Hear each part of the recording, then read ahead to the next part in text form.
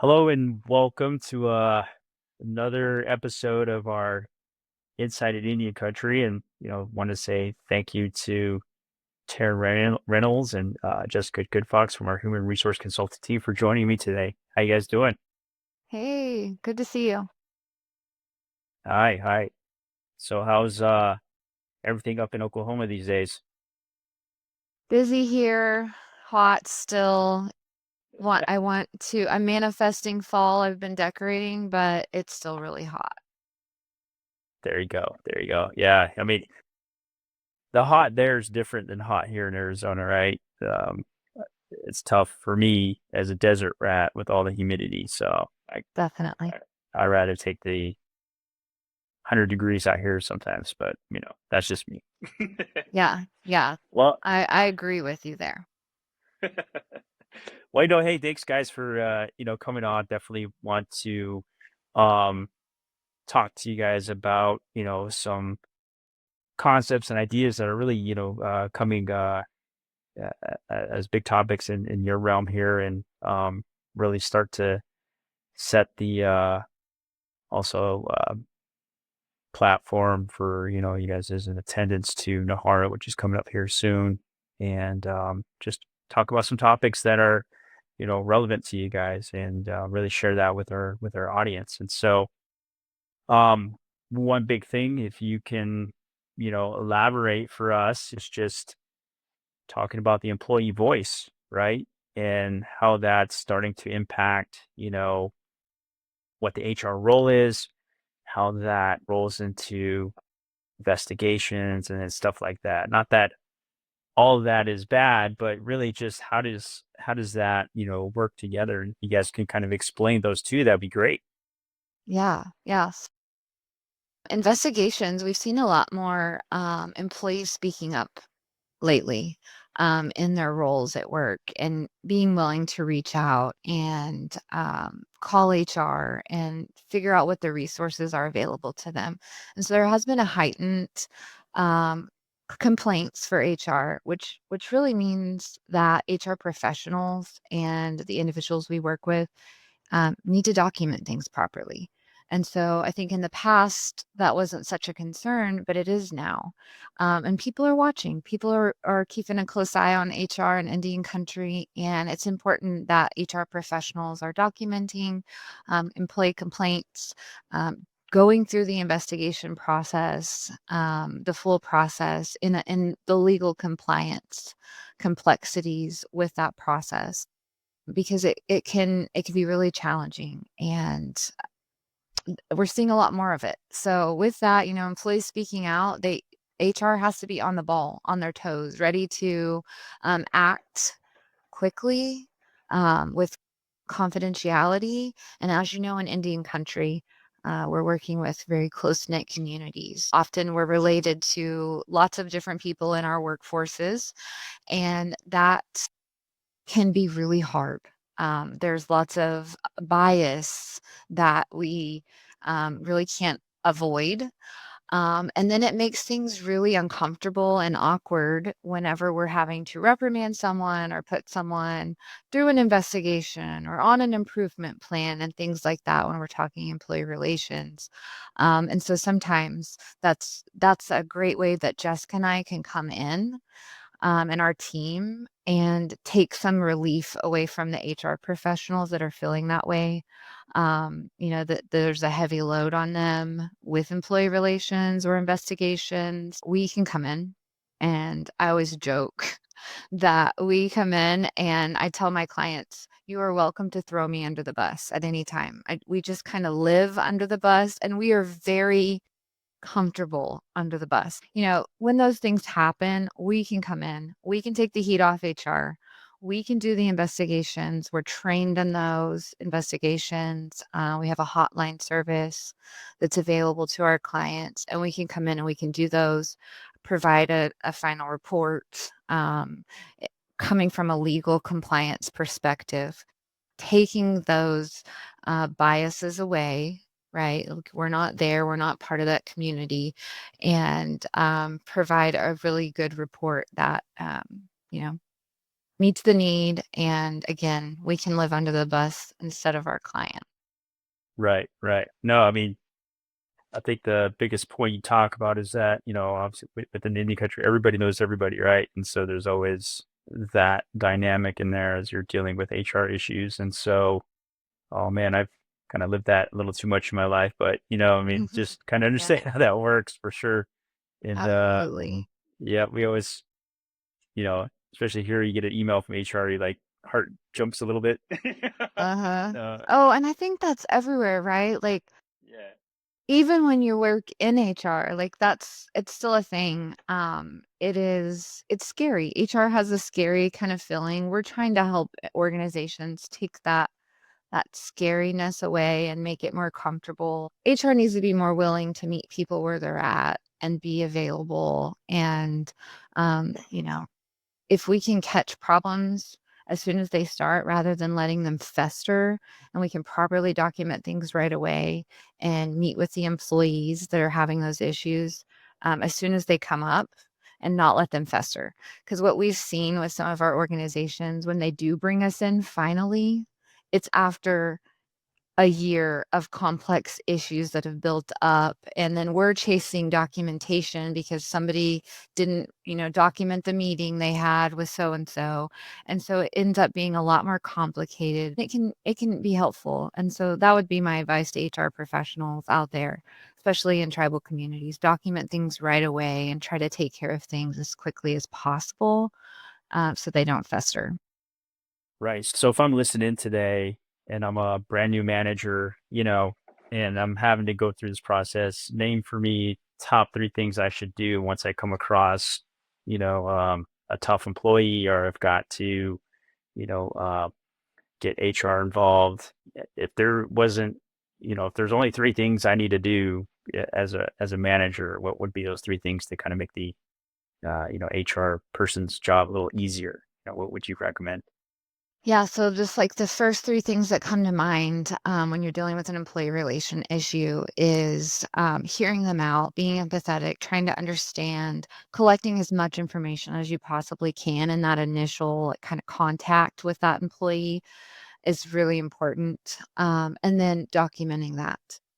Because when you're not documenting, you're losing information. Like I said, things will come back up later and it'll be like, well, we heard that you spoke with employee on this date or back in August or whatever. And it's important to be able to know what happened, when it happened, properly documenting those things. Those are the like most immediate action items whenever you're doing like an intake with an employee. Mm, okay. Okay. Yeah. So Definitely, keep that in mind, just typing out when you spoke with them, we talked about, would there be maybe a recommendation to follow up with like an email to them about what we spoke about, or oh, just kind of curious? absolutely. Yeah. I mean, the more you can document, the better. Of course, keeping in mind confidentiality to an extent. I don't think HR professionals should ever promise full confidentiality. If you think about going through an investigation process, you have to talk to witnesses. And so there's some extent in which you can't promise full confidentiality. You're having to ask people questions to get information, especially when you're talking about things like harassment or sexual harassment, bullying, things like that. It's really important that you're getting information. And so we never promise complete confidentiality, but we always promise to do our best to ensure that we can be as confidential as possible, and only involve those on a need to know basis. Right, right. No, that's a good point. That's a good point. Well, kind of, moving this into, as you mentioned before, when it comes to working with, you know, um, uh, tribes and working in Indian country in general, right? There's that additional complex layer of, you know, um, you know, uh, culture and workplace, culture, right? And as I mentioned before, everybody knows everybody, so that's going to make it a little more interesting. Yeah. So, what do you think uh kind of takes that beyond basic, awareness, and like would be your thoughts on that? Like, what is, just bringing that, additional component into the workplace? How does that affect things? I guess I could take it from the perspective, like if I'm a new HR person and I haven't worked with tribes before, what should I expect, and what should I also pay attention to? Okay, yeah, in tribal HR, cultural competency, really has to be more than just a buzzword. It's something, you live out daily. In my time working in a tribe's HR department, I learned that aligning policies with tribal values means going much deeper than acknowledging culture during orientation or posting, something on the break room wall. One example that stands out to me when we needed to revise our bereavement policy. In most corporate environments, bereavement leave typically covers just a few days for a loss of the immediate family member. But in our tribe, traditional burial practices take place over a 4-day period, which is an important Mm, part of honoring our loved ones and supporting the grieving process. So our updated policy specifically reflected this tradition and provided employees with the compassionate support that they needed, allowing ample time not just for their ceremonies themselves, but also to grieve and handle necessary arrangements without unnecessary pressure.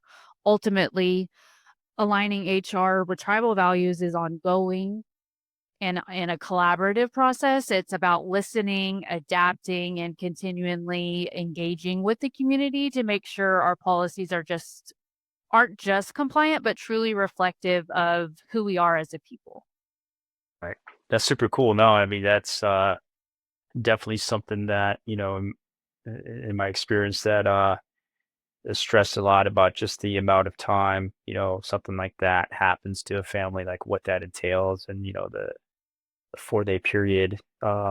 Just some of the other, kind of examples, that kind of pops to mind actually as we're talking about this is, within my culture, it's, the concept of what they call keh, right? Like it's a whole holistic kind of view on things and incorporating that into your policy and whatever that would mean.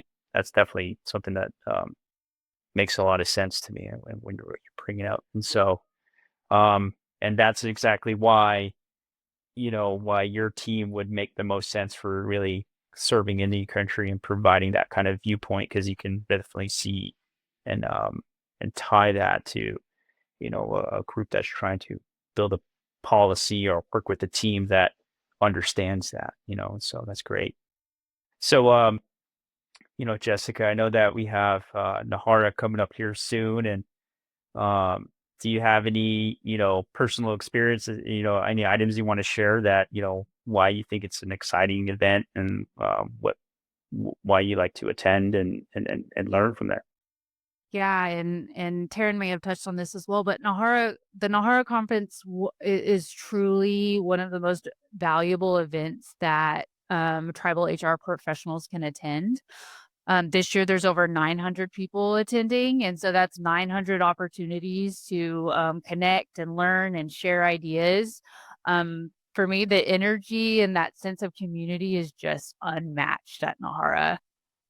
So yeah, my past experience in NAHRA, this really is a meaningful question to me. Last year at NAHRA, the conference was transformative, not just professionally, but on a personal level as well.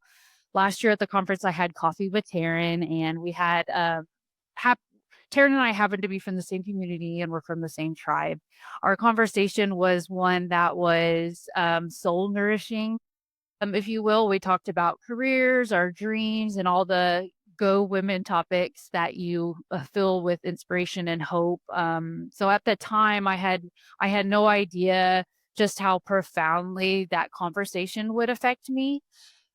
And fast forward 6 months later, I reached a point in my career where I was looking to grow and just take that next step. And I kept coming back to that connection I felt with Taryn and with the incredible human resources consulting team with REDW that I had met at the conference. They're an extraordinary group of talented and supportive women who radiated enthusiasm, encouragement, and authenticity. And so their energy really gave me the courage to take a leap of faith and put myself out there, of which ultimately led me to my perfect fit at REDW. So that whole experience truly opened my eyes to the immense power of connection and support that the tribal HR community offers. NAHRA is so much more than a professional learning event. It's a place where you discover mentors and friends, and where you receive genuine encouragement to pursue your goals and your dreams. So sharing our stories and celebrating each other and our achievements and building those authentic relationships doesn't just reshape how we approach HR, but it transforms it into a way we uplift our communities and each other. So for me, that's the greatest gift that NAHRA can provide. Yeah, that's super cool. No, I'm glad you had that experience out there.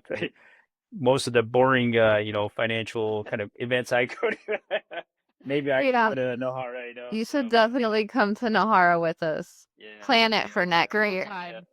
Yeah. uh, and so just looking ahead, Taryn, what could people anticipate learning from this conference, and more importantly, what can they take from you and meeting your team out there?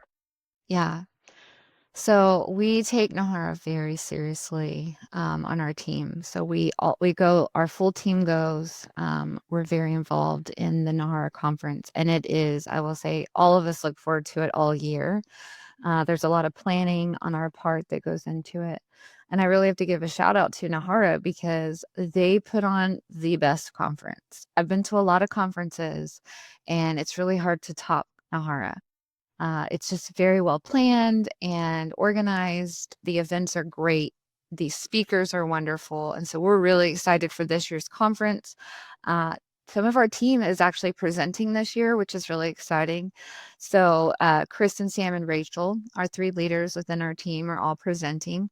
Kristen and Sam will be presenting on self-induced attitude adjustments, which I think HR professionals can sometimes use. We're dealing with a lot of hard things and topics that come up. So this one will be really, really great. It's executive coaching for HR practitioners, and so a great course for leaders to take that are at NAHARA. And as you know, Kristen is lovely, and so is Sam. So I hope that everyone will enjoy that presentation.